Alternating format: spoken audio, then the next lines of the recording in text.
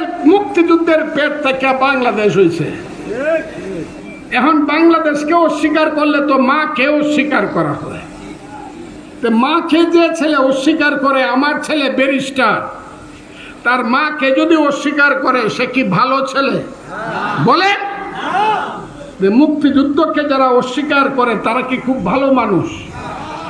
হ্যাঁ, এই কথাটাই আমি কইছি।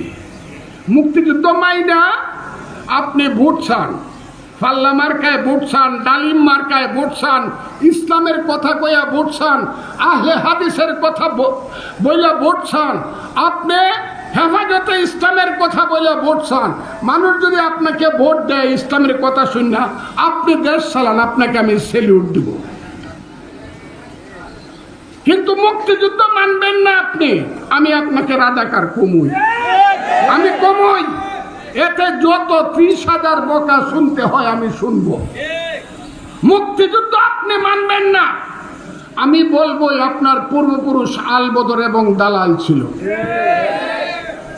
এতে আমাকে যত বকা দেন দিবেন, কিন্তু আমি মুক্তিযুদ্ধ ছাড়তে পারবো না। কারণ আমার ডাইন দিক থেকে লাফ মাইরা গুলি খাইয়া পড়ে গেছে। মামা মারে তুমি দেখো, 1 মিনিট সে আর বাঁচে নাই। বর্ডারে কবর দিয়ে আইছি, মা পাগল হয়ে মারছে, সেই মুক্তিযুদ্ধ বলে দেবো গা। হাজার হাজার লোক মৃত্যুবরণ করছে, লাখে লাখে মৃত্যুবরণ করছে, বাড়ি ঘর পুড়ে ছারকার হয়েছে।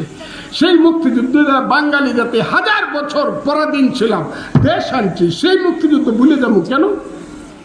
আমার যারা এখানে ভুল বুঝবেন, আমি তাদের সাথে আমি একটা কথা বলি, যারা আমাকে মনে করেন আমি মুক্তিযুদ্ধ বলে দোষ করছি, আল্লাহর ওয়াস্তে আমি আপনার বলি, তাইলে আমাকে আপনারা মাফ করবেন।